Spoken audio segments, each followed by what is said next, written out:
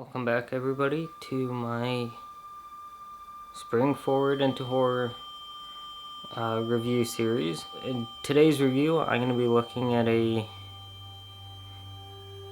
film called Cabin Fever from 2002.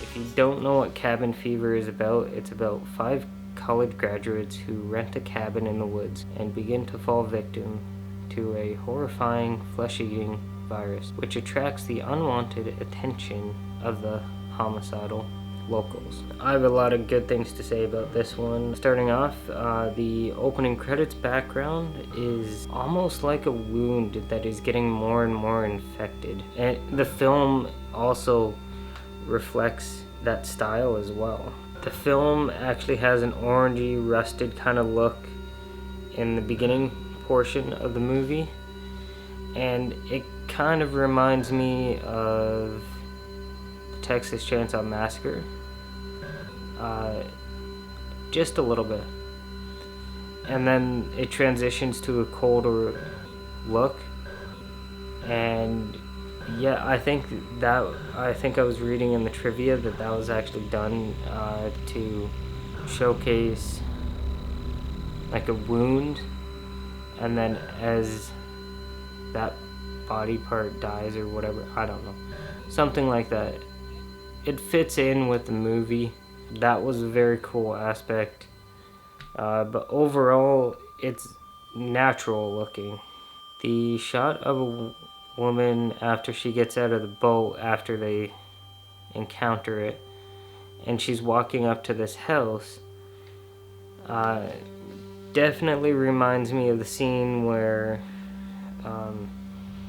I think it's where one of the characters, I think it's Sally Hardesty, like the character name, I can't remember exactly who plays her. Might be Marilyn Burns, but I'm not 100% sure.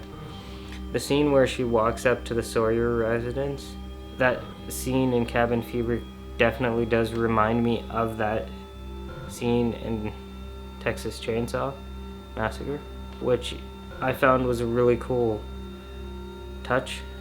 And like there's some other ones and other references, and it really shows how much of a horror fan Eli Roth is.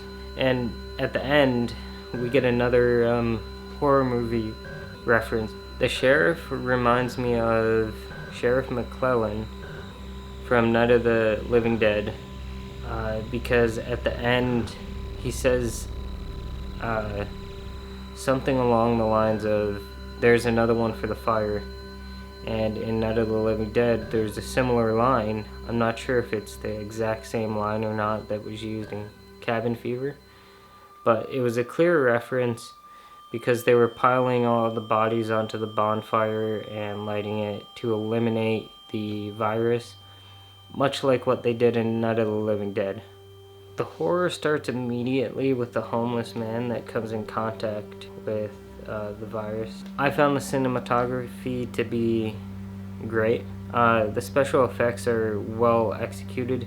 Now, it kind of does feel a little bit dated, but not too dated. It looks dated, but doesn't look dated at the same time. It's really weird. The dialogue is comedic in parts. It's decently paced, and the editing is pretty good. Of course, the dog that's in the film, whose owner is Eli Roth in the film, you could see the dog, the rabid dog, as a reference to Cujo.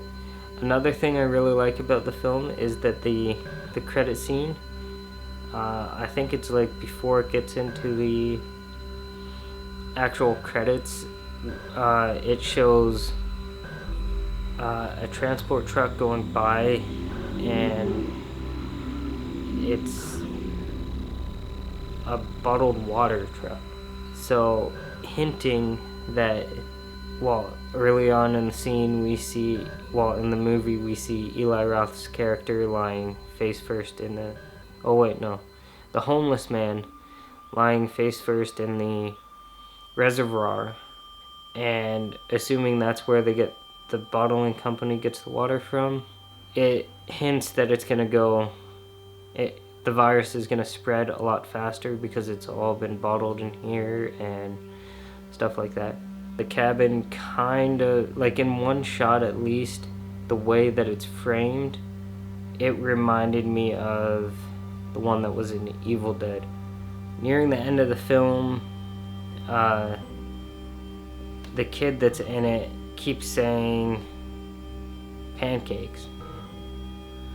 And then, like, the next scene after he's been infected, and he's at the hospital, and I think it's Paul, when he's being transferred in the hospital, they go past this room, and it's kind of shot similarly to a scene in The Shining, the infamous dog shot.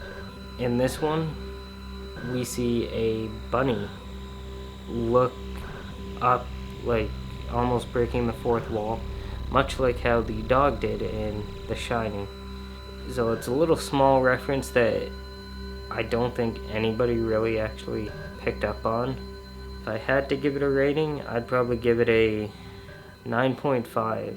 Like, I love the horror movie references, and I'm sure upon watching it more times, I'll be able to pick up on more horror film references that Eli Roth decided to sprinkle in.